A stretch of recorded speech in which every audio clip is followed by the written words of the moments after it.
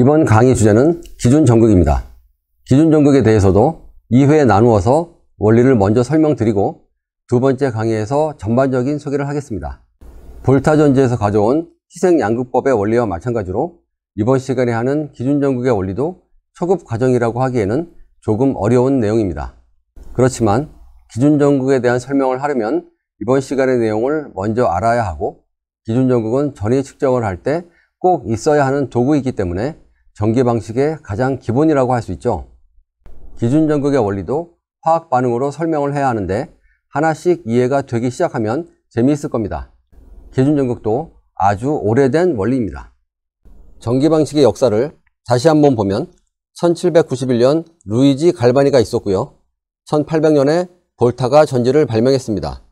그리고 1836년에 다니엘이라는 과학자가 볼타 전지를 개량한 다니엘 전지를 만들었습니다. 이번 강의 제목이 기준전극 다니엘 전지인데 희생양극법이 볼타 전지였죠. 기준전극은 다니엘 전지입니다. 희생양극법은 볼타가 생각하지 못했던 반응을 전기 방식에 사용하는 거지만, 기준전극은 다니엘이 의도했던 반응을 전기 방식의 전위 측정에 그대로 사용하는 겁니다. 다니엘 전지는 본질적으로 볼타 전지와 같은 원리입니다. 볼타 전지에서는 수소가 환원이 되면서 생기는 수소 피막에 의해서 전압이 떨어지는 단점이 있었고, 다니엘 전지는 이 단점을 개선한 전지이기 때문에 볼타 전지와 다니엘 전지를 별개로 구분하지 않고 둘 다 볼타 전지에 포함을 시키기도 합니다.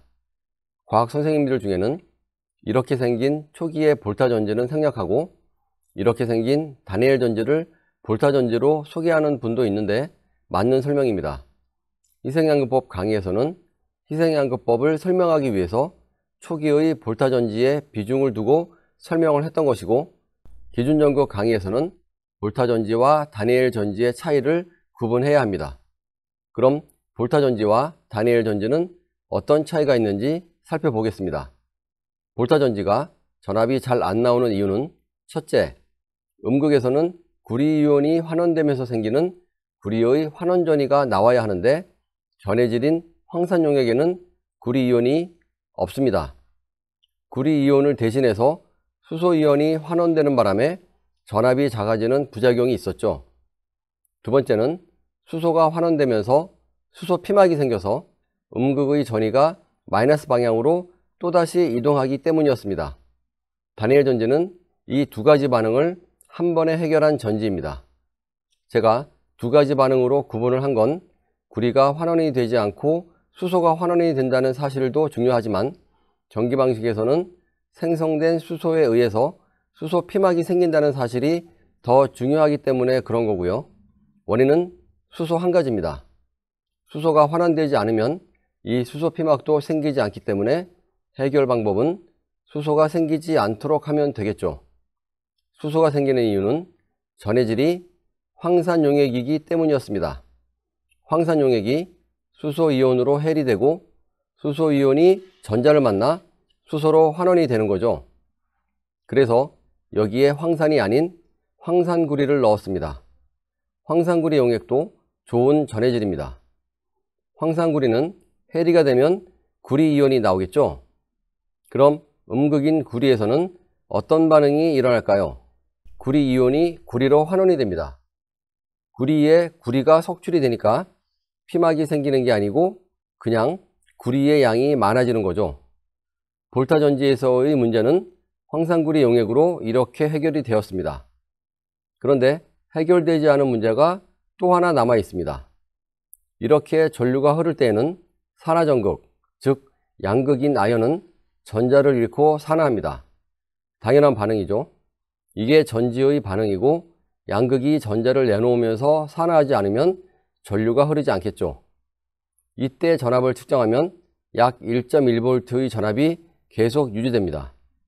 아연 전극은 계속 산화하면서 아연의 산화 전위인 마이너스 0.76V가 나오고, 구리 전극에서는 수소가 아닌 구리이온이 계속 환원을 하니까 구리의 환원 전위인 플러스 0.34V가 유지가 됩니다.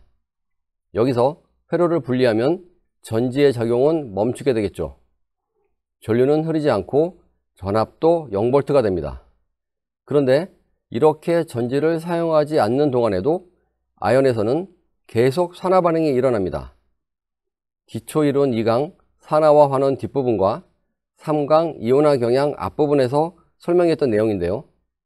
볼타 전지를 반쪽씩만 반응시켰을 때 아연 전극 쪽은 아연이 산화하면서 수소가 발생했는데 구리 전극에서는 구리가 산화하는 반응이 일어나지 않는다고 했었죠.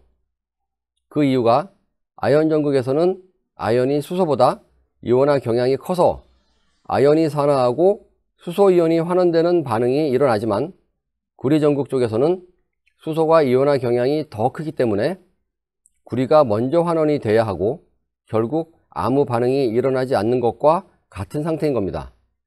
그렇다면 여기서는 수소 이온보다도 이온화 경향이 더 작은 구리 이온이 있기 때문에 아연은 전자를 잃고 산화를 하고 그 자리를 구리 이온이 차지해서 구리로 환원이 됩니다. 즉 아연을 황산구리 용액에 계속 넣어 놓은 것과 같은 상태이기 때문에 아연 전극에서는 계속 산화 반응이 일어나는 거죠. 구리의 수소 피막은 해결을 해서 1.1V라는 전압은 계속 나오지만 아연 전극은 전지를 사용하지 않을 때에도 계속 부식을 하기 때문에 수명이 얼마 못 가는 문제점이 남았습니다. 그래서 아연 전극 쪽으로 구리 이온이 접근하지 못하도록 황산구리 용액은 구리 쪽으로 몰아놓고 막을 칩니다. 이 막은 용액은 서로 섞이지 않으면서 이온은 이동할 수 있는 다공성 분리막입니다. 그리고 아연 전극 쪽에는 황산구리가 아닌 황산아연 용액을 넣습니다. 이 상태는 용액은 섞이지 않지만 전류는 흐를 수 있는 상태인 겁니다. 전지를 사용할 때에는 전류가 흐르면서 전압이 나오게 되고 회로를 분리하면 아연 전극 쪽은 아연 이온만 있으니까 반응을 하지 않고 상태를 유지할 수가 있는 거죠. 이걸 조금 발전시켜서 만든 다니엘 전지가 일반적으로 소개하는 이런 모양의 전지입니다. 이게 다니엘 전지인데 아연과 구리를 분리시켜 놓았죠. 그런데 이런 식으로 그냥 분리만 시켜 놓으면 서로 반응을 안 하겠죠. 왜 그럴까요? 여기서 전류가 흐르지를 못하잖아요. 그래서 전류가 흐를 수 있게, 즉 이온이 이동할 수 있게 통로를 하나 만들어 주어야 합니다. 이게 염다리, 솔트 브릿지라고 하는 건데 이 다리를 통해서 플러스와 마이너스 전하가 이동을 하는 겁니다. 전류가 이 통로로 흐른다고 생각하시면 됩니다. 전류는 정상적으로 흐르면서 양쪽의 전해질이 섞이지 않도록 해서 각각 완전한 반응이 일어나게 하는 겁니다. 볼타 전지와 다니엘 전지를 비교해 보면 볼타 전지에서는 산화하는 전극인 아연은 전자를 잃고 산화를 합니다. 산화한다는 건 부식을 하는 거니까 아연의 질량은 감소합니다. 아연이 잃은 전자는 구리 쪽으로 이동을 하죠. 환원 전극인 구리에서는 전해질에 있는 수소 이온이 아연에서 넘어온 전자와 결합해서 수소가스를 생성합니다. 전자를 얻었으니까 환원 반응이긴 한데 구리가 환원되는 게 아니고 수소가 환원되는 겁니다. 그러면 구리의 질량에는 변동이 없겠죠. 반응은 구리가 하는 게 아니고 수소와 전자가 하는 거니까 수소가스만 날아갑니다.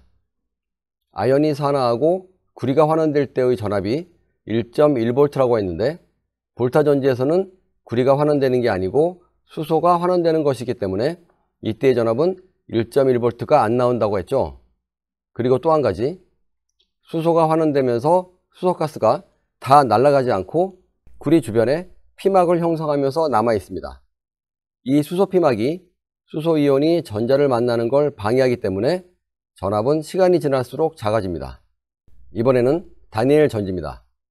왼쪽 아연 전극은 볼타 전지와 똑같습니다. 아연이 산화하면서 황산아연 용액으로 녹아드니까 아연의 질량은 감소합니다. 전자는 마찬가지로 구리 쪽으로 이동을 하면 구리 전극에서는 황산구리 용액에 있는 구리 이온이 이 전자와 반응을 해서 구리가 생성이 됩니다.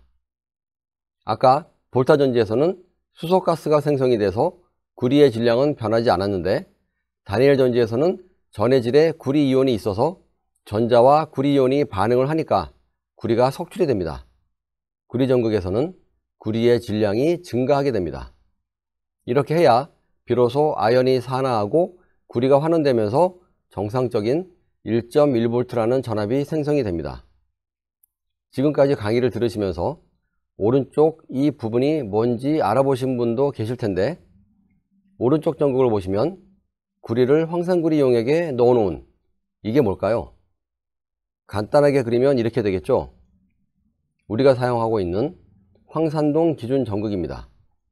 이 기준 전극은 아주 단순합니다. 구리 막대와 고체 황산구리로 되어 있고요. 여기에 물을 넣어주면 황산구리 용액이 되겠죠. 물을 넣고 다시 조립을 하면 황산동 전극인데, 물은 반드시 순수한 H2O인 증류수를 넣어야 합니다. 우리가 사용하는 이 황산동 기준 전극이 바로 다니엘 전극의 오른쪽 부분이었던 거죠. 다니엘 전지의 응용이 아니고 다니엘 전지 그대로입니다. 지금 이 상태는 아연과 구리로 된 다니엘 전지죠. 이때의 전압은 얼마가 나온다고 했었죠? 1.1V입니다.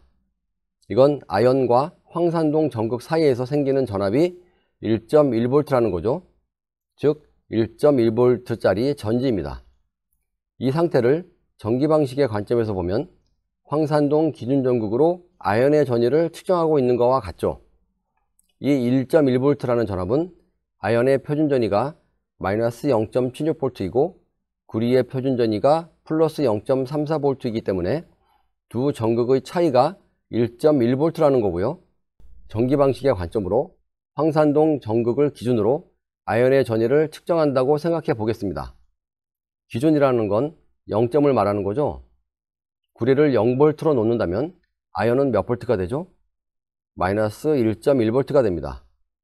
두 전극 사이의 전압의 크기는 똑같이 1.1V로 변하지 않았습니다. 1.1V와 마이너스 1.1V의 차이를 설명드린 겁니다.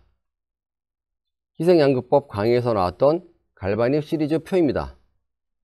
CuSO4 기준 전극에 대해서 아연은 마이너스 1.1V입니다.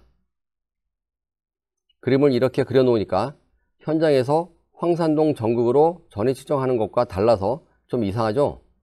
이해하기 쉽게 그려보겠습니다. 토양이라는 전해질에 아연이 매설되어 있고 황산동 용액 속에는 구리가 있습니다.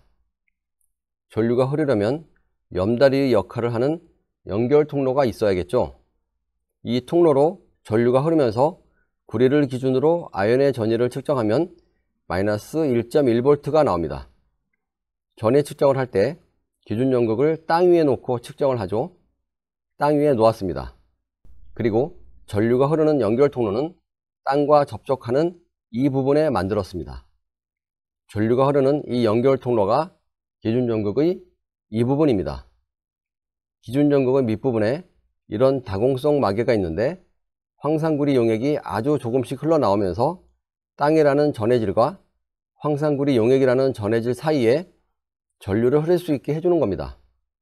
이 통로를 통해 전류는 이 방향으로 흐르게 되고 이때 측정기에는 마이너스 1.1V가 표시됩니다. 이번 시간에는 다니엘 전지가 바로 황산동 기준 전극이라는 원리를 설명드렸습니다.